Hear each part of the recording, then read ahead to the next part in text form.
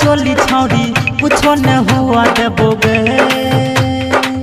सुना गे हमर गोरी खोला दे चोली छौड़ी कुछो न हुआ देबोगे धीरे धीरे सलंगा उठे गोरी सैनिटाइजर लगा के मजा देबो छोड़ी धीरे धीरे सलंगा उठे गोरी सैनिटाइजर लगा के मजा देबो छोड़ी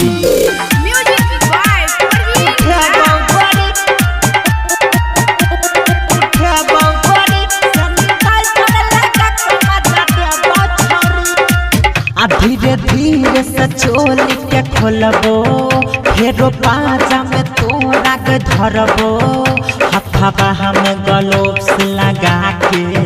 पूरा देहिया के सेपरेट रखबो धीरे धीरे से चोली के खोलबो फेरो पाजा में तोरा के धरबो हथवा में ग्लोव्स लगा के पूरा देहिया के सेपरेट रखबो सुना गे हमर गोरी खोला दे चोली छौड़ी कुछो न हुआ देबोगे सुना गे हमर गोरी खोला दे चोली छौड़ी कुछो न हुआ देबोगे धीरे धीरे सलंगा उठे गोरी सैनिटाइजर लगा के मजा देबो छोड़ी धीरे धीरे सलंगा उठे गोरी सैनिटाइजर लगा के मजा देबो छोड़ी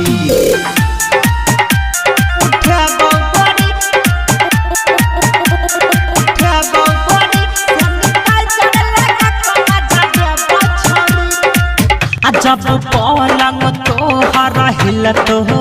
बड़ी मजा तोरा मिलत हो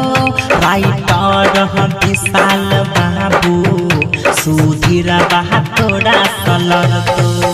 जब पलंग तोहरा हिलत हो बड़ी मजा तोरा मिलत हो राइटर विशाल बाबू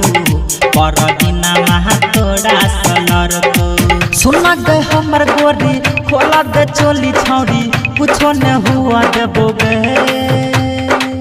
सुना गे हमर गोरी खोला दे चोली छौड़ी कुछो न हुआ देबोगे